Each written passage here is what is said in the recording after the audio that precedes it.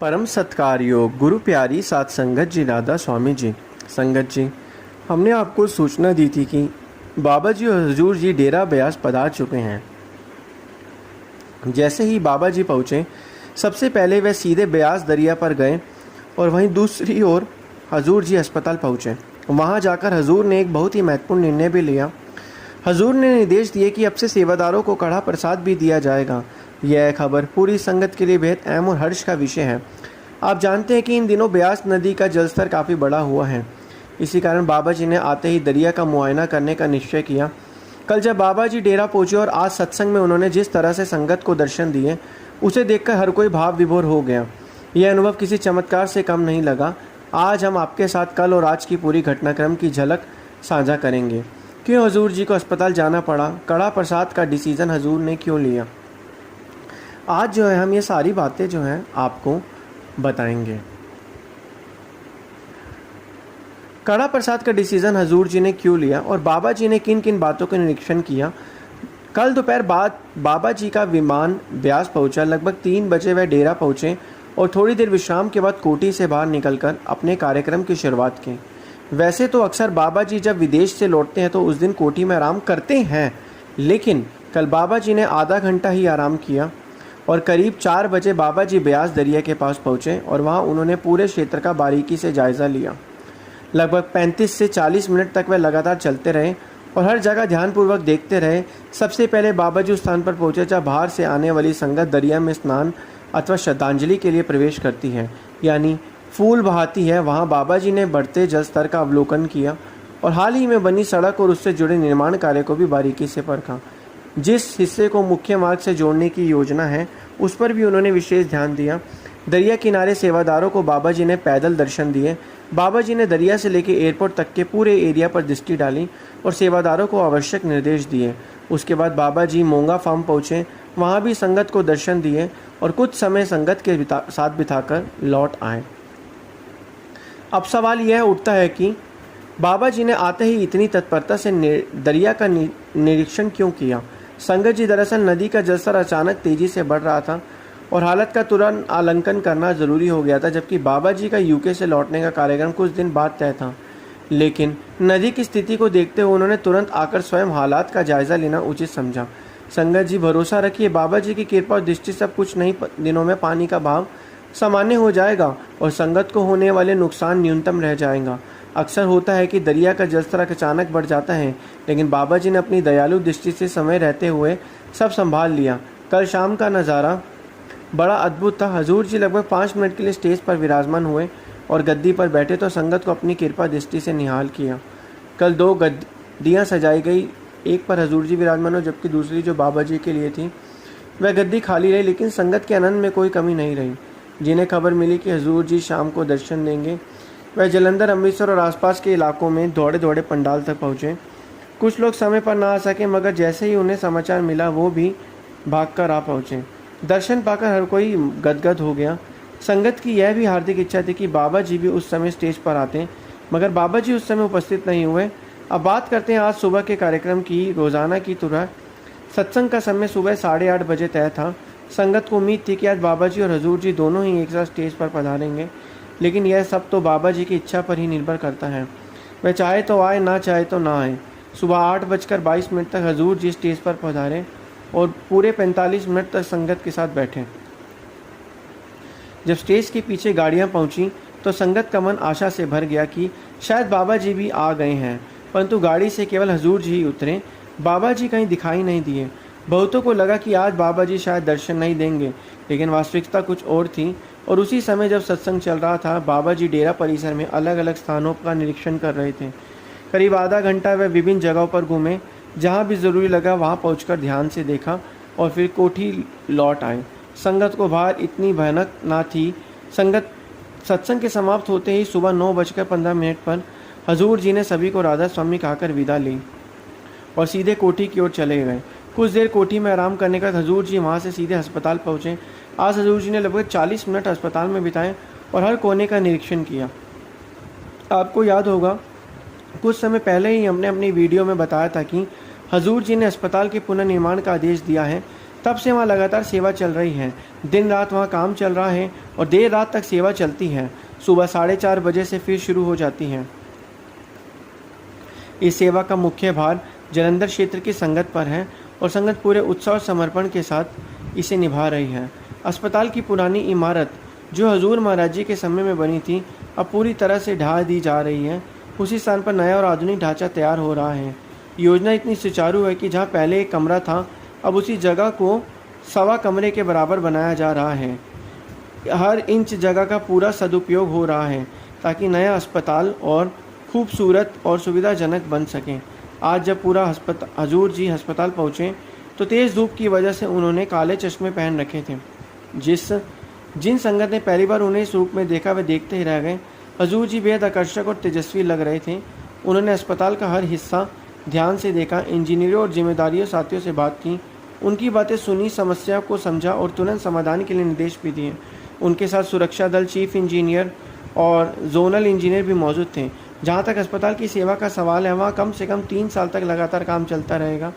अलग अलग हिस्सों की सेवा जब जब संगत को सौंपी जाती है, वह उतने ही लगन और मेहनत से उसे समय पर पूरा कर देते हैं। आप विश्वास मानिए, वहाँ का नज़ारा देखने लायक होता है। कोई शाहकोट से जत्था आ रहा है, कोई आसपास के गांवों से, तो कोई शहरों से जत्थे लेकर पहुँच रहा है। सेक्रेटरी साहब, कमेटी के मेंबर्स, सत्संग करता और वहाँ तक कि छोटे छोटे बाल सत्संग के बच्चे भी सेवा में जुटे हुए हैं।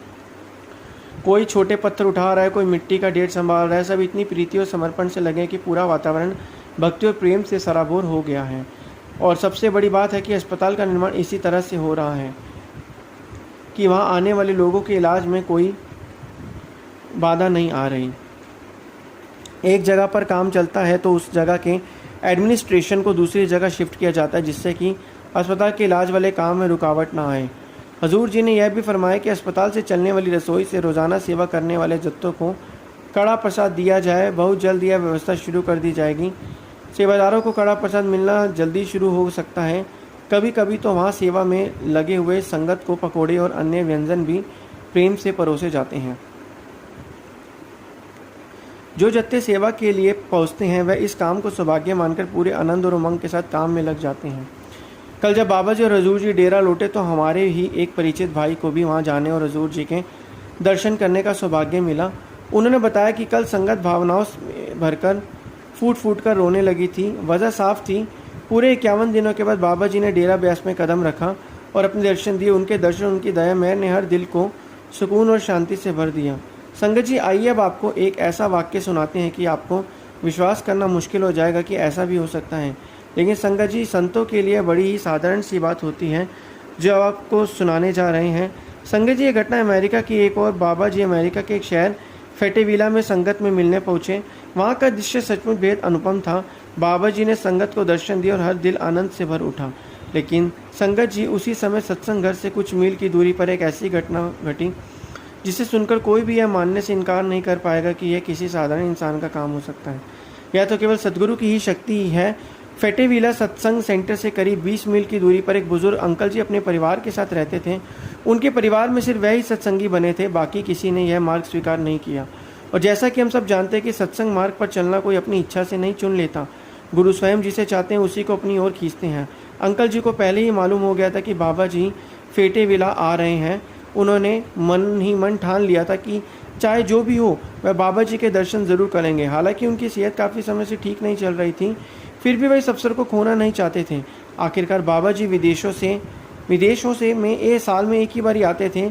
जिस दिन अंकल जी ने सेंटर आने का निश्चय किया, उस सुबह उन्होंने अपने बेटे से कहा कि वह उन्हें वहाँ तक साथ लेकर चले। लेकिन उसी दिन बेटे को एक बहुत ही ज़रूरी मीटिंग थी। बेटे ने कहा, पापा मैं आपके लिए कैब बुक करवा देता हूँ, वह आपको सेंटर तक पहुँचा देगी। इस पर अंकल जी ने मुस्कुराते जवाब दिया, कोई बात नहीं बेटा, कैब पर इतना खर्च क्यों करना है, मैं बस से चला जाऊँगा। यह कहकर अंकल जी अकेले ही घर से निकल पड़े। उनके घर से थोड़ी ही दूरी पर एक स्टेशन था, इसलिए वे पैदल ही वहाँ की ओर चल दिए। चलते चलते उनकी सांसें तेज हो गईं और वह रास्ते में ही बैठ गए। और वहाँ से गुजरते कुछ लोगों ने उन्हें संभाला और पूछा, अंकल आप ठीक तो हैं, आप कहाँ जा रहे हैं? तो वहाँ के लोग जब वहाँ पे इकट्ठा हुए तो उन्होंने अंकल से पूछा, अंकल आप ठीक तो हैं, आप कहाँ जा रहे हैं? अंकल जी ने धीमी आवाज़ में कहा, बेटा मैं बस स्टेशन जा रहा हूँ, मुझे बस पकड़कर अपने सदगुरु के दर्शन करने सेंटर पहुँचना है। लोगों ने उनके हालत देखकर कहा, आपकी तबीयत तो ठीक नहीं लग रही, आइए हम आपको घर छोड़ देते हैं। लेकिन अंकल जी जिद पड़े रहे, नहीं बेटा मैं ठीक हूँ, आप बस मुझे बस स्टेशन तक पहुँचा दो, आगे मैं खुद चला जाऊँगा। आखिरकार एक सज्जन ने उन्हें सहारा देकर बस स्टेशन तक पहुँचा दिया। अंकल जी वहाँ आकर एक जगह बैठ गए और बस का इंतज़ार करने लगे। लगभग 5 मिनट बाद बस आ गई और वह उसी में सवार होकर बीच रास्ते में ही अचानक अंकल जी की सांसें तेज चलने लगीं और उनका शरीर ढीला पड़ गया।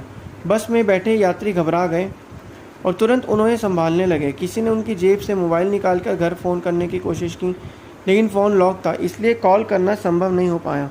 उस समय अंकल जी इतने बेसुध हो चुके थे कि वह खुद भी फ़ोन का लॉक नहीं खोल पाए। हालत बिगड़ते देख यात्रियों में से किसी ने एम्बुलेंस को बुला लिया।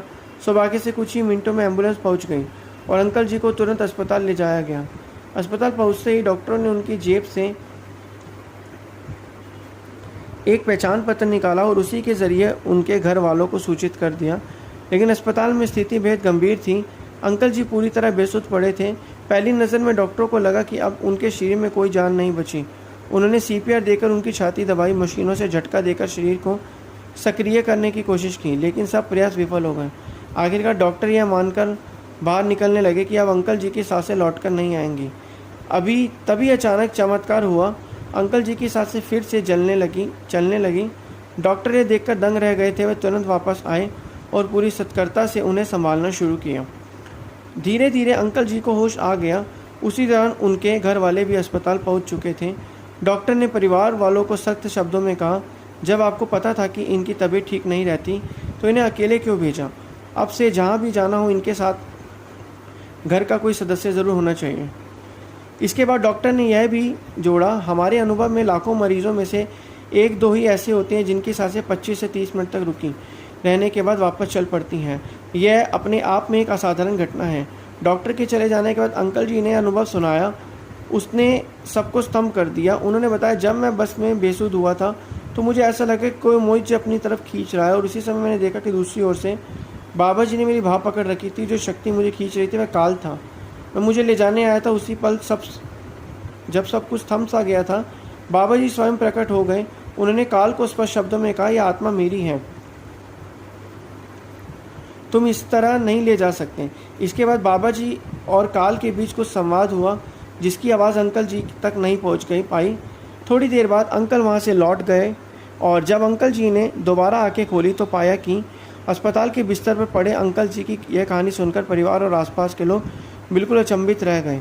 संगत जी, अब जो होने वाला था वो और भी हैरान करने वाला था। थोड़ी देर बाद अंकल जी ने जिद पकड़ ली, मुझे सेंटर पर ले चलो, मुझे बाबा जी के दर्शन करने हैं। घर वालों ने तो समझाने की कोशिश की, मगर उनकी बार बार की जिद देखकर डॉक्टर से छुट्टी की अनुमति ली और फिर उन्हें सत्संग सेंटर पहुंचकर अंकल जी का मन और भी चौंक गया। उन्हें देखा कि बाबा जी संगत के बीच बैठे हैं और सबको दर्शन दे रहे हैं। उन्होंने आसपास बैठे सत्संगियों से पूछा, क्या बाबा जी अभी आए हैं? तो सभी ने कहा, नहीं, बाबा जी तो सुबह से यहीं पर हैं। ये सुनकर अंकल जी सोच में पड़ गए कि जब बाबा जी सुबह से यहाँ तो बस में उन्हें काल से बचाने कौन आया था? फिर उन्होंने अपने परिचित साथियों की सारी घटना सुनाई। सबने एक स्वर में कहा, पूर्ण संतों को अपने भक्तों की रक्षा के लिए शरीर से कहीं जाने की आवश्यकता नहीं होती। वह जहाँ भी चाहे दुनिया के किसी भी कोने में हो, आत्मिक स्तर पर चमत्कार कर सकते हैं। जो जीव सच्चे गुरु से जुड़ जाता है उसे काल छू भी नहीं सकता। जब समय आता है तो स्वयं गुरु ही उसे लेने आते हैं। अंकल जी के घर वाले भी अब पूरी तरह समझ गए थे कि पूर्ण संत का दर्जा क्या होता है। उन्होंने महसूस किया कि गुरु की शक्ति अद्भुत है और वह अपने रूहों से ही शिष्य की रक्षा कर लेते हैं। साथ संगत जी, यह कोई पहली घटना नहीं है जब बाबा जी ने किसी आत्मा को काल के पिंजरे मुक्त किया गया। इसलिए बाबा जी हमें यही समझाते कि अपने भीतर से जुड़े भारी साधनों से कोई सच्चा लाभ नहीं मिलता। जो आत्मा अंतर में गुरु से नाता जोड़ लेती है वही वास्तविक सुरक्षा और मुक्ति का अनुभव करती है। इसी प्रकार जो हमें बाबा जी ने कहा है नाम जाप करना है, जितना हो सके हमें नाम जाप करेंगे तो हमारी आत्मा का कल्याण होगा। गुरु प्यारी साथ संगत जी।